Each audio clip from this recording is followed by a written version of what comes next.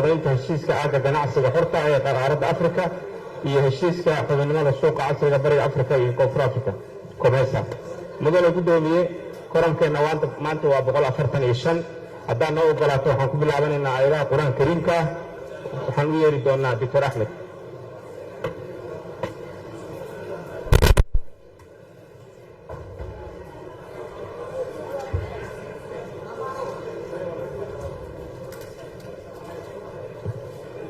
أعوذ بالله من الشيطان الرجيم.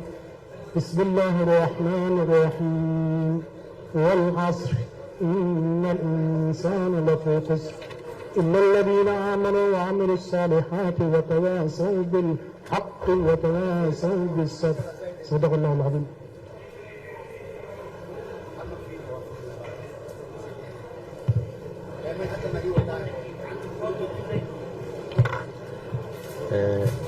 ayadaha qur-aanka kariimka allahna u anfaco ilbaanada sharafta leh waad salaamantihiin. siduu hogayaha ku furay waa kalfadhigii koowaad markii laga reebo kii furitaanka. aad iyo aad aad u mahadsantihiin. marka hore idinkoo mahadsan ajintaha noo ansaxiya. okay aad iyo aad aad u mahadsantihiin. waxaan rabaa intaan guddiga u yeedhin xildhibaanada sharafta leh hortiina inaan ku siino shahaado sharaf 2 xildhibaan oo runtii mutay in shahaado sharaf la guddoonsiiyo. labadaas xildhibaana shahaado siina iyo 2 shaqaale ayagana oo saas oo kale ah. marka hortiina shahaadadaas ku bixino aad naga ogolaataan idinku aad u mahadsan kadib guddigaan u yeerayna waa mahadsantihiin.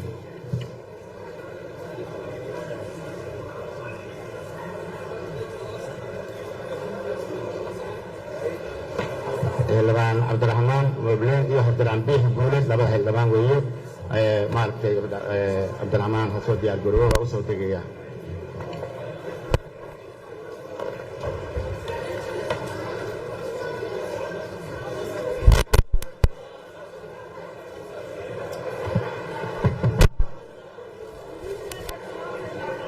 mudane gudoomiye waxay ku saabsan tahay xildhibaan mobleen waxaa lagu siiyey inuu yahay xildhibaanka subax walba waqtigiisa ku yimaada rikoorkiisana u yahay yaa lagu siiyey. xildhibaan guuleed biixi mudane gudoomiye waa xildhibaanka keliya oo xafiis leh ugana adeega shacabkii uu ku matalay. 2 xildhibaan ayaa gudoomiye loo gartay. marka waxaan u yeeranaa xildhibaan cabdiraxmaan mobleen.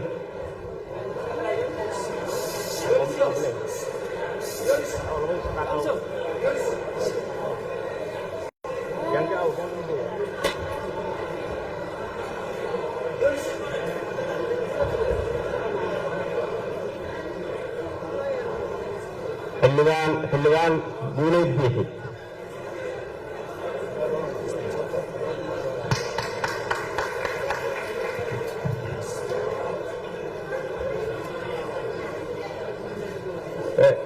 gudoomiye waxaa jira 2 shaqaale ah nin la yidhaaha gaangaa jira gudoomiye. gaange xildhibaanadoo dhan waa ka hadleen waa ninka ugu shaqada badan asagana waxaan guddoon xildhibaan gaange cabdiqaadir waa xildhibaanada waa yaqaanaan waa ninka ugu shaqada badan.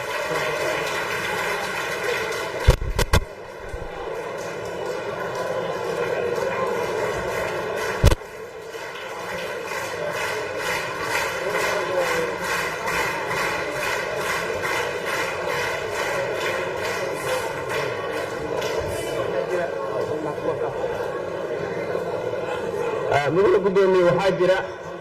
xildhibaan shaqaale qaabilsan nadaafadda furitaankeeda ka warqabka. subax wuxuu soo galaa 6 subaxnimo galabkiina wuxuu ka baxaa 7 habeenimo. waxaa la yidhaahdaa qalin leh xildhibaan shaqaalaha qalin.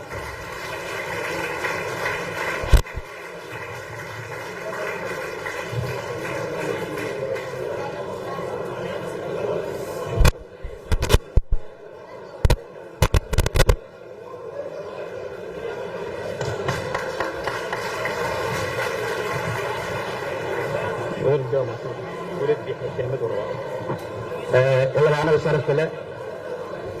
sida la sheegay arrimahaas ay ku mutaysteen waxaa jiri doonaa runtii shaqaale caadiya iyo ciidanba dad badan oo waxyaalo muhiima samaystay iyo xildhibaanada qofna ma xaqirayno qof kasta wixii ummadda shaqadeed xaqar la'aan iyo horumar uu sameeyo iyo daacadnimo muujiyo saasaan hashaadiyad ku mudaysan doona haddii aan leedno insha allah xildhibaan biixi guuded laba kalimuu rabaa inuu u maxdiliyo xildhibaanada waa u yeeraya mahadsantiin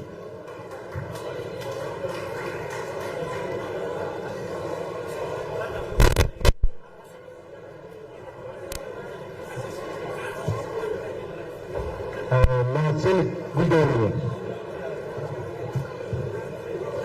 ugu horeyn xildhibaanada golaha shacabka ciidamada ammaanka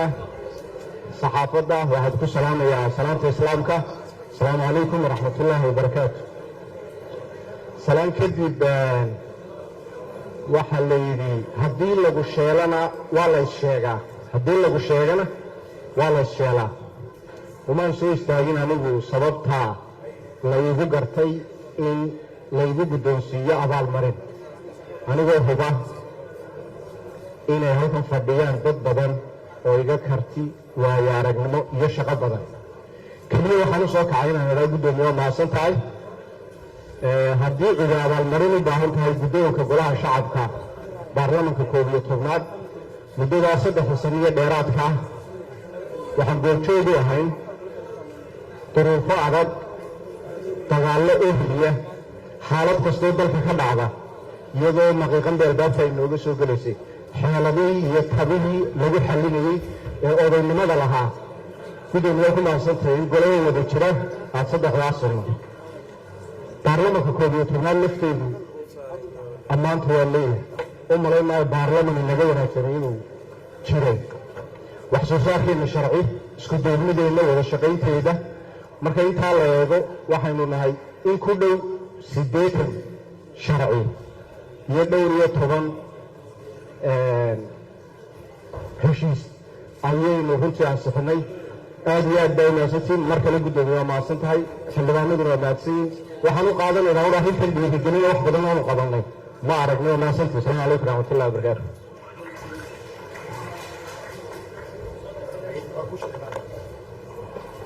cabdiraxmaan nasiib laba kalamiis ha yidhaahdo bismillah gudoomiye waa mahadsantahay xildhibaanada sharafta leh runtii aad u faraxsanahay maanta in ay guddoonkay guddoonsiiyeen shahaado sharaf runtii xildhibaano badan waxaa jiro anigoo kale aan soo horumaro waqti fiican yimaado sida dhaban cad maxaa la dhahay dr axmed iyo wasiir dowlaha xafiiska prime ministerka runtii ayagana waa mudan yihin wax la siiyo runtii cashikoos ayadana waa dadka soo horumaro runtii ayagana waa mudan yihin wax la siiyo waana mahadsantihin wasalaamu calaykum waraxmatullahi wabarakaatu kushi waa sheegay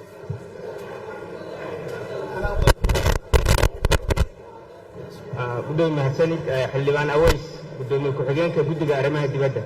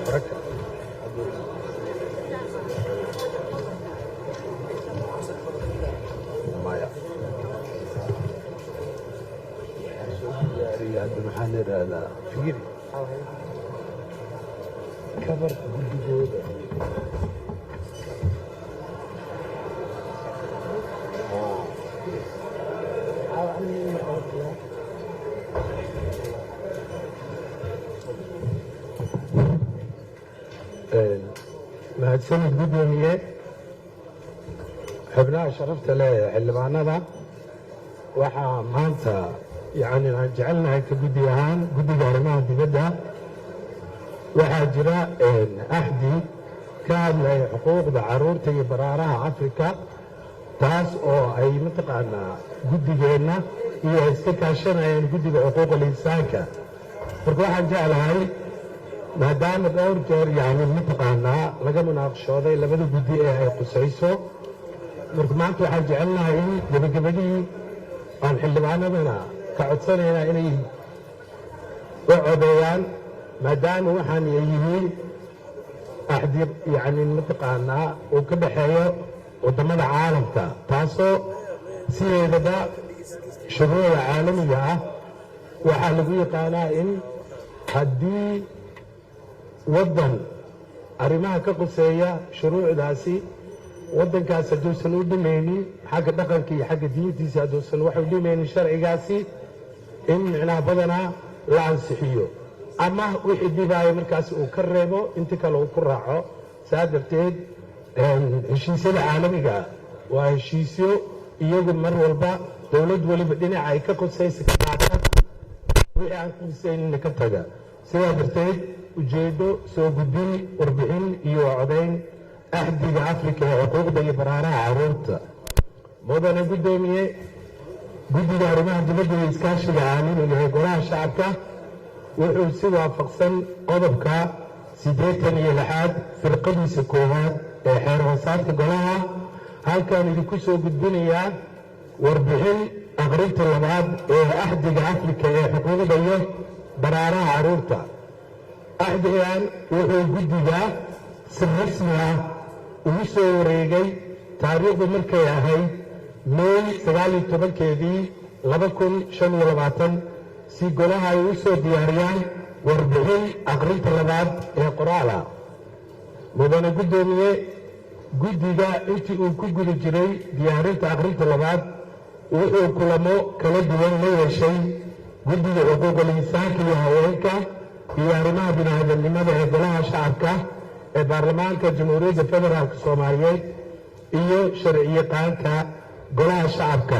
iyadoo guddiga su-aalo iyo dhegaysi warbixin la yeeshay dhammaan dhinacyada haddaba mudane guddoomiye waxaan halkaan idinku soo gudbinaynaa lifaaq warbixin aqrinta labaad ee axdiga afrika ee xuquuqda iyo baraaraha carruurta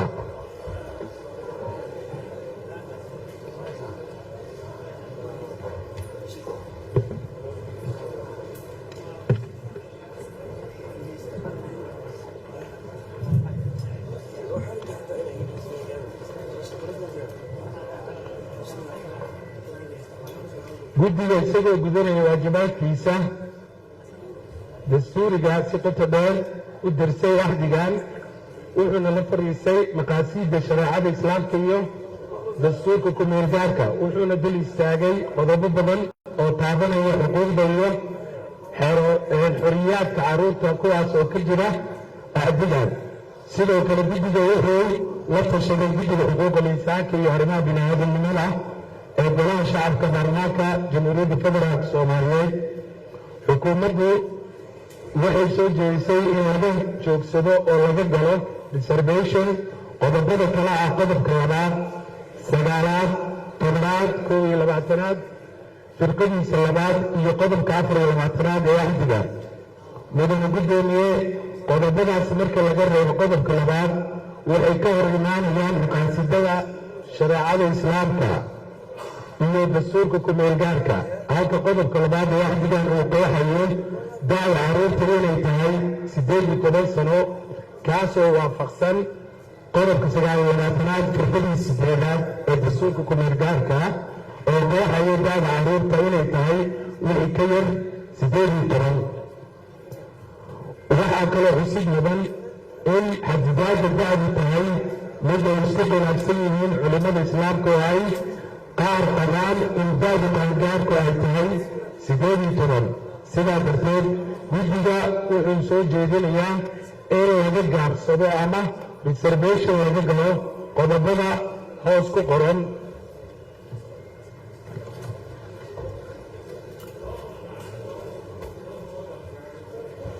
waa laguu sheegay maxaa dhacay dastuurka ayaan micnaha mataqaanaa u deliishanaynaa qodobka 9 xorriyadda fikirka damiirka iyo diinta qodobka 10 ilaalinta nolosha gaarka qodobka 21 firqadiisa labaad guurka iyo alkumidda carruurta qodobka 24aad korsashada caruurta qodobka labaad ee ahdigan aan xubnaha golaha ka sugayno inay go'aan ka gaaraan in lagu sameeyo taxafud ama kajoogsi iyo in kale guddiga wuxuu codsanayaa in ahdigan ay xubnaha golaha ka gutaan waajibaadkooda dastuuriga ah kadibna ansixiyaan maadaama qodobo kale aysan khilaafsanayn diinta iyo dastuurka sidaa darteed xubnaha sharafta leh iyo guddoonka waxaan micnaha halkan ku soo jeedinay ka guddi ahaan ahdigan caruurta baraaraha afrika waxyaabaha ayna farayso oo diinteena micnaha ka mamnuuca waa laga galay reservation hase yeeshee maanta waxaan oga fadhinaa xubnaha sharafta leh xildhibaanada in ay ansixiyaan maadaama muddo dheer uu soo jiitamayey sharcigaana uu yahay sharci caalami ah soomaali ahaan wixii ka khuseeyey inay ka qaadato wixii dhibaato u keenaya ama ka hor imaanayo diinta iyo dhaqanka soomaalidana taas horaan nooga sheegnay oo waxaaba xadidaya dastuurkeena iyo xeer hoosaadka marka sidaa darteed xubnaha sharafta leh waxaan jeclahay inaad si wadajir ah u ansixisaan ahdigan isaga ku saabsan caruurta iyo baraaraha afrika waa mahadsantiid guddiga waa guddiga arrimaha dibadda xubnaha guddiga iyo waxaa micnaha arrintan ka wada shaqeeyey guddiga xuquuqal insaanka oo isaguna kaalin firfircoon ka qaatay waxyaabo badanna maxay ahayto naga kaalin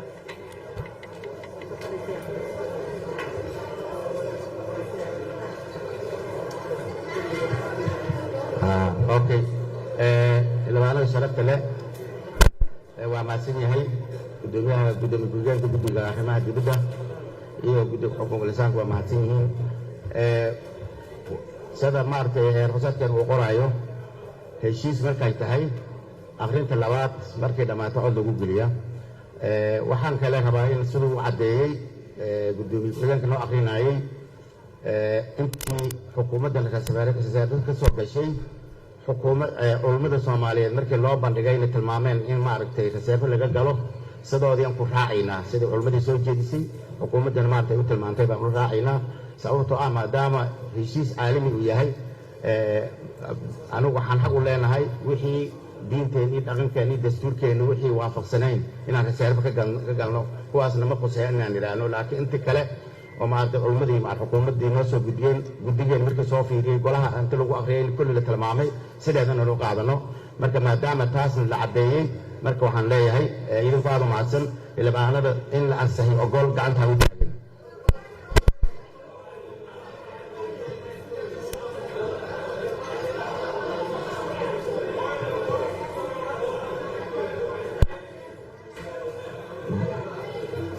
maxaa harsan xildhibaanada sharafta leh haye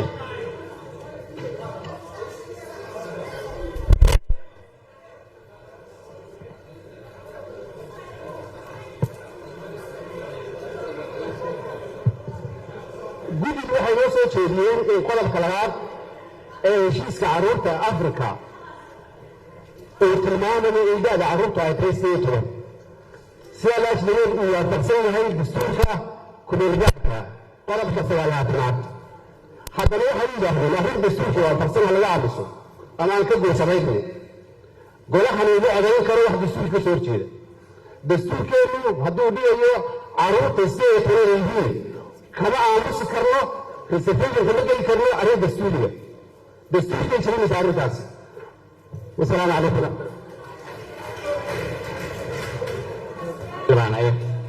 waan ku siinayaa sugaa gudoomiye anigu waxaan rabaa inaan hal su-aalo ku weydiiyo su-aashaydu waxa weeye meesha ay ku qoran tahay xeroosaadkeenna qodobka 81aad ilaa qodobka 9aad wuxuu qeexayaa jaranjarada ama xeer loo maro ama loo maro sharci kasta oo soo mara golaha shacabka meesha aad ku sheegtay in akhrinta labaad lagu ansixin karo ayaan rabaa inaad meeshay ku qoran tahay ama dastuurka ama xeer hoosaadka meeshay kaga taallo baan doonaynaa inaanu kaa ogaano waa ayaan daro inaan akhrinta labaad xeer maraya inaad tidhaahdo gacan baa loo taagaya waa la ansixinaya laba cishaa ka xigtaan xeerka ma diidanin waa xeer ummad soomaaliyeed dhaqaya xeerka lama diidana laakiin habraaca loo maraya waa inuu ahaadaa mid waafaqsan sharciga iyo dastuurka aynu isticmaalno haddii kale bini aadanka iyo dadka waxa u dhexeeya waa sharci haddii sharciga la raaci waayo meeshaan waxay iska noqonaysaa xergel ilmaa waa mahadsan tahay heshiis iyo heer laba nooc bay kala yihiin ilaa baarlamaanka haddaan shaqaynaynin laba arrimooda loo shaqaynaya haddaad ogtiin haddii kale wixii heer ku saabsan oo xukuumaddaana keento mase baarlamaanka ha uriyo waxaa marayaa saddex akhriinsin buu marayay wixii heshiisa anta la keenay dhammaantood waxaan ku ansaxinay akhrinta labaad markay dhamaato waa la ansixinayay marka qodobkana waa isla fiirinaynaa laakiin aniga qodobka korka maayo laakiin waxaan raaciyaa intii la soo maray heshiis oo dhan akhrinta labaad markay dhammaato oo aan waxna ka bedeli karin fiiri waa kusiinaysa waa kusiinaya wax labaad intii heer aan inta ku soo marnay oo wax laga bedeli karin intii rasaafo marka ka galno waxaa maaragtay lagu ansixinayay sidaas heer hoosadkan hadda waan soo fiirinaynaa laakiin waxaan ilaa hadda fiiri ilaa hadda maaragtay intaan ansixinay oo heer aan ahayn oo heshiis caalami ah kulligooda waxaan laga bedeli jirin wixii dalkeena anfacaynin reserva laga galayay inta kalena saasa lagu ansixinayo xildhibaanada sharafta leh waa mahadsantihiin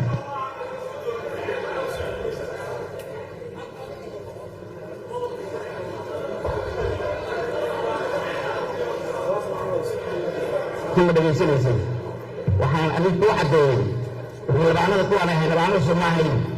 saaka keliya maxaa isbedelay weligeen heer heshiis la keenay akhrin saddexaadba ma gelinin ma garateen xildhibaanada sharafta leh iyo xildhibaan qaaliga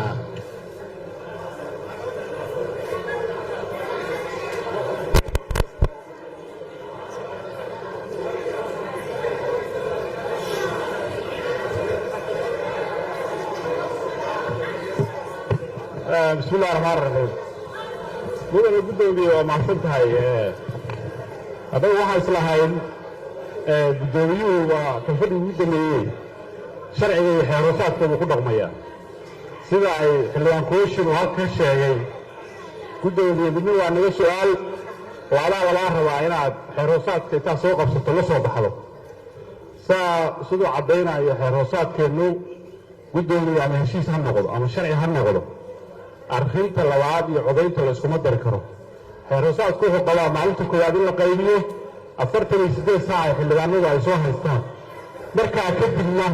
in codayntiisa la galo waxaa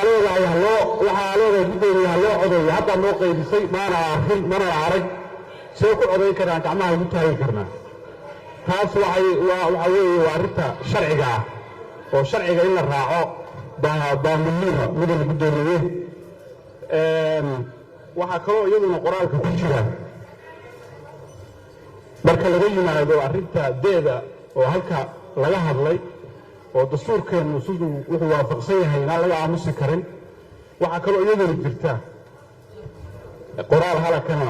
oo aan rabno inaan isla fahmno wuxuu leeyahay waxaa kaloo xusid mudan waa beyjka koowaad waxaa kaloo xusid mudan in xadidaadda da-du tahay mid ay isku khilaafsan yihiin culimmada islaamka oo ay qaar qabaan inay da-du qaangaarka ay tahay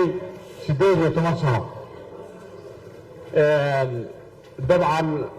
maanta waxaa fiicnaan lahayd inay culimmadu naga joogto ay na kala saarto laakiin anigu sidaan kolley intaan ka aqaano 18 sano cid isku khilaafsan ma jirto sidaanu ku soo qaadanay shareecada islaamka waxaa jira dee calaamado lagu qaangaaro oo calaamadahaas qofka haddii 9 sano uu gaaro uu qaangaar yahay haddii kalena 15 sano marka waxaan rabnaa shiikhii waa joogaa horta qodobkaas shareecadu waxay ka qabto inuu shiikhu si u faahfaahiyo dabcan isaga aqooni leh marka horta bal qodobkaas shiikhu waa ku kala saaro dadka tan kalena gudoomiye xeeroosaadka inaa raacdaa qurux badan meesha waxaa lagu soo qortay codayn iyo akhin marka horta aan akhinta aan ka doonno marka kadib aan codaynta aan baa xildhibaanada sharafta laba idin siinaya laakiin mid baa rabaa arrin xeeroosaad oo ciddiidan ma jirto heshiis iyo waxaan rabaa heer inaad kala saartiin haddii heer hoosaadka u bambaxayo heshiiska wuu la mid yahay heshiiska sida heerarka kale 3 aqrin uu maraya meel cadaynaysa haddaad heer hoosaadkaad ku cadaynaysiin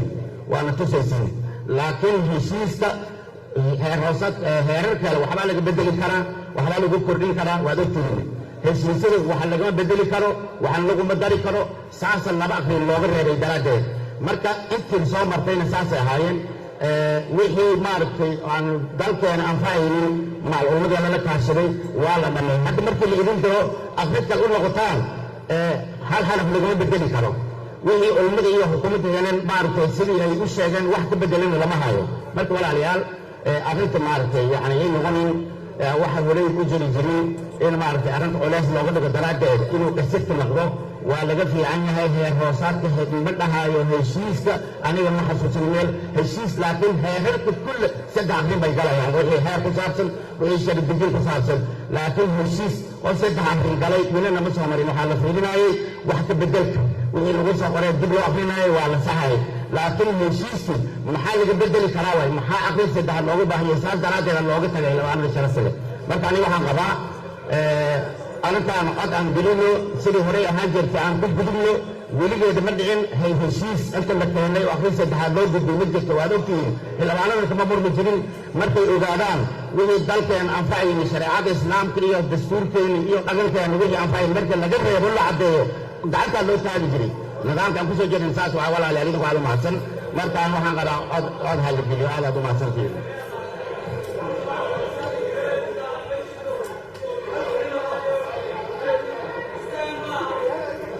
tildabaaniga majarafadoodan raaci doona haddii aan leeyahay haye bismillah gudoomiye waad isdhegaysano gudoomiye si aan muranba uga fogaano innagoo hadda fadhina daqiiqad gudaheed marka akhrinta labaad ee xeerka kalena leeyahna la mariyo xig innagoo goobta fadhina mar labaad fur waa limaha sidaasaan malaynaya inay sida ugu fudud aynu maaragtay ku xallin karnay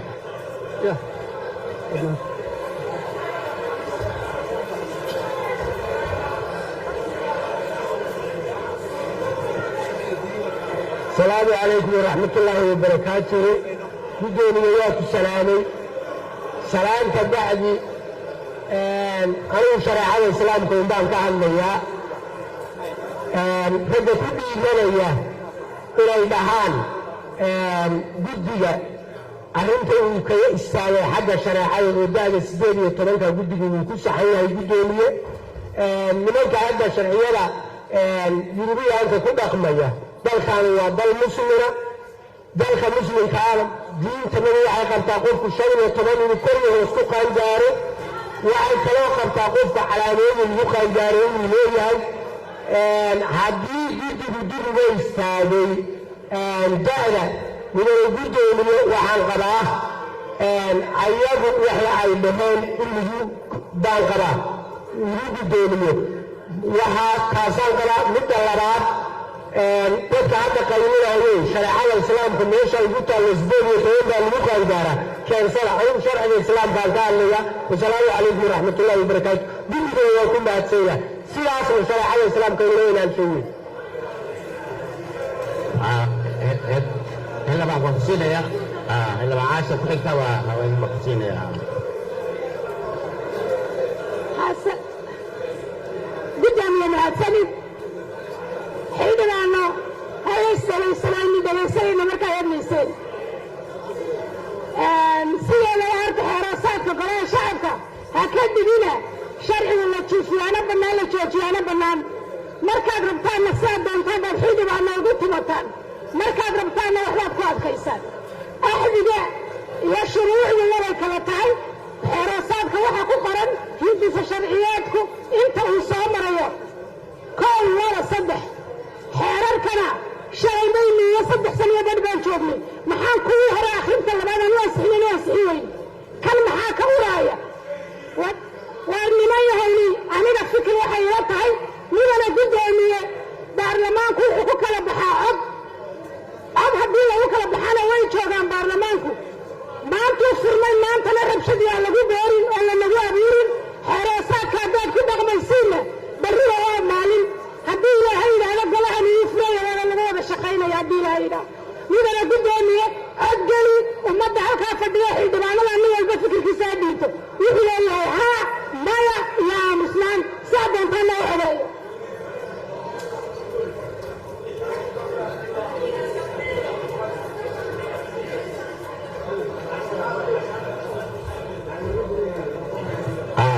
xildhibaan anaa ku siinaya boonta foorarka qaado.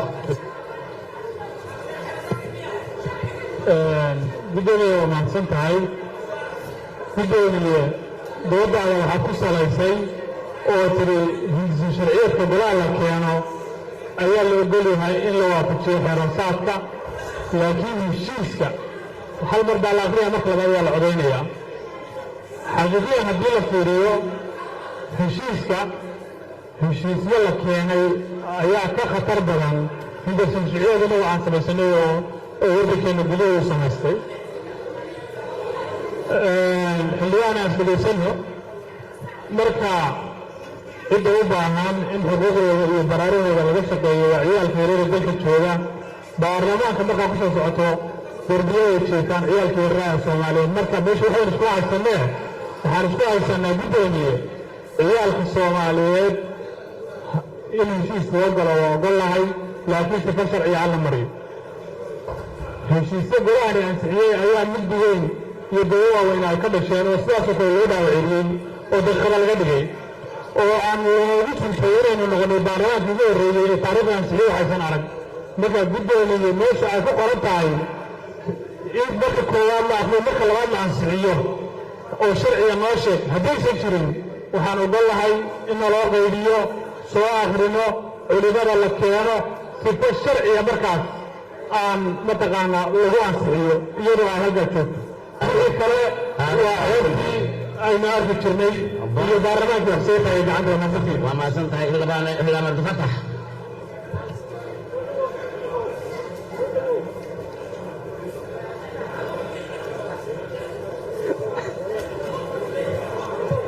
bismillahi raxmaan raxiim. gudoomiye waa salaaman tahay marka ugu horeysa. marka labaad xildhibaanada qaar waxay weydiiyeen su-aal ahayd ma jira qodob ku xusan xeer hoosaadka ama dastuurka oo sheegaya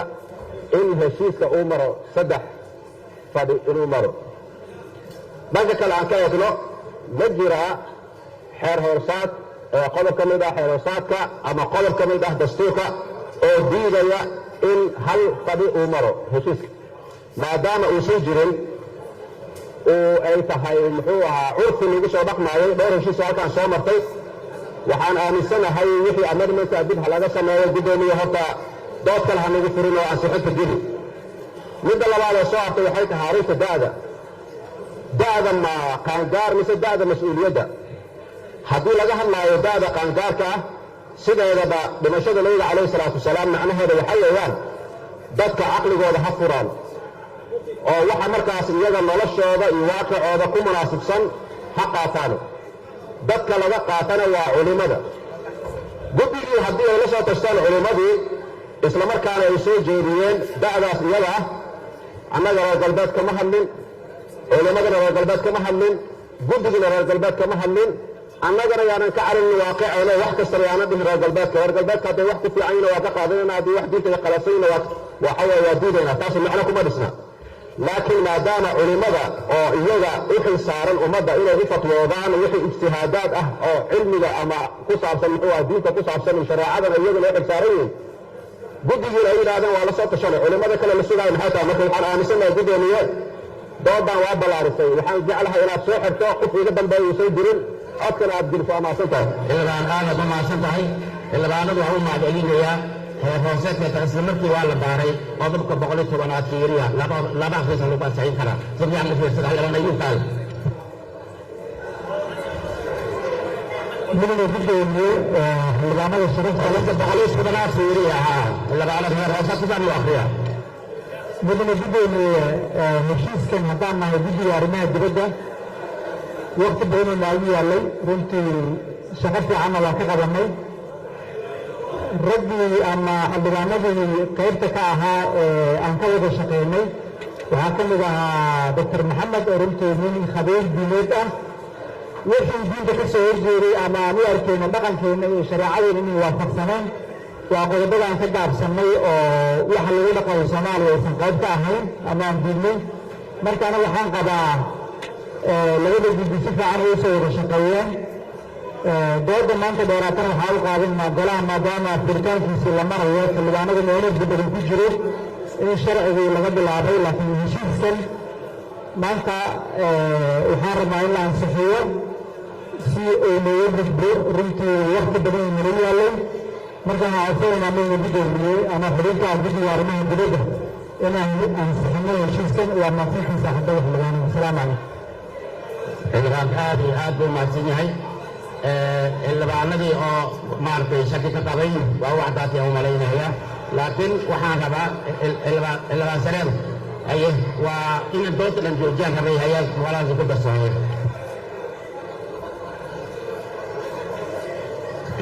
بسم الله الرحمن الرحيم. برلمان شيطان كسنارة. waxaan ilmaha African Union aan ku seeshin urur caalami aan ku jirnaa. anaga waxaan dhaqankeena aan ilmahan kuma dhaqayno. fasaar baan ka galnay. war ilaahay ka cabsida aan ansixin ilmaha. haddii ilmaha naaga la sheego halkaas aan niman loo galaayin. ilaahay ka cabsida. ilmaha inaan laha ku istaagina. waa hooyada waa ilmahaadi. waan ansixin ilmaha waxooda. ilaahay ka cabsida. sharci aan dijirna akil soo dijina war waa is ognaay inaan hadla ma rabi walaalaha ilmaha waxooda aan sixino intaas waxaan soo istaagay aniga min ku taagnaa oo abaar wariyaa 5 bilood aan maqnaa biiriya 5 bilood aan maqnaa wariyaa 5 bilood aan maqnaa mushaar qaadanayni ilmaha masaakiinta qaxootiga ku dhamaanaya waxooda duudintii iyo iskuuladooda iyo noloshooda ina adeegsataana meelaha ku qaqashaan waa mahadsan tahay joog. xildhibaanada sharafta leh waxaan idinka codsanayaa maaragtay in maaragtay xildhibaanada raalli ahaada. xildhibaan fadhiiso heshiiska waa la arkay. xildhibaanada sharafta leh shantii oo maaragtay kalseerfaha laga galayna xildhibaan fadhiiso raalli ahaaw. xildhibaan raalli ahaaw fadhiiso aniga hadlaya fadhiiso. heer hoosadaad ka hadlaysaa. gudoomiye hadda yaad qayiinaysaa. heer hoosad waa ka hadlaysaa. marka gudoomiye hadlaayo xildhibaanka ma hadli karo. heerna ma ilaalinaysa miyo waamus. xildhibaanada sharafta leh inta ogol heerkii la ansayo gacanta u taagay. hala soo tariyo ha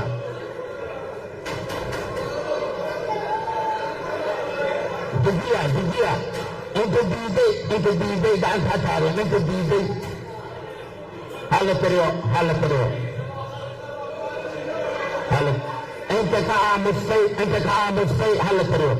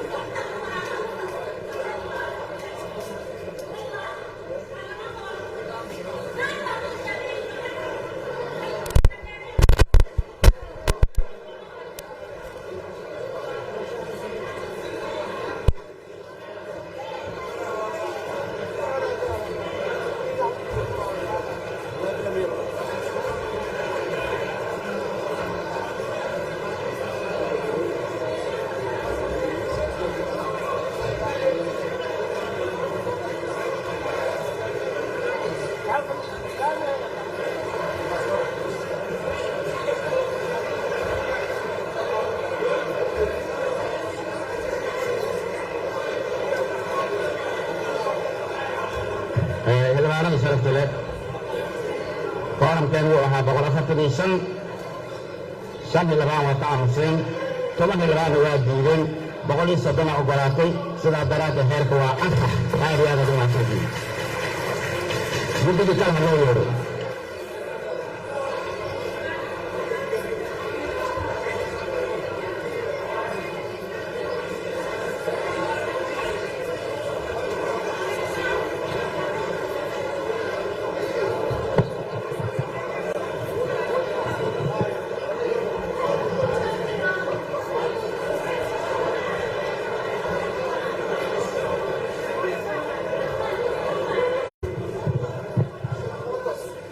بسم الله الرحمن الرحيم. مدن قدومية xildhibaanada sharafta leh ee golaha shacabka waxaan ku salaamayaa. assalaamu calaykum waraxmat ullahi wabarakaatu. anigoo ku hadlaya magaca wasaaradda qoyska iyo horumarinta xuquuqda insaanka waxaa maanta halkan idinka soo gudbinayaa mahadcelinta wasaaradda ee ku aadan meelmarinta ansixinta axdiga afrika ee xuquuqda iyo baraaraha carruurta oo golaha wasiirada ansixiyeen 25 Novembar 2020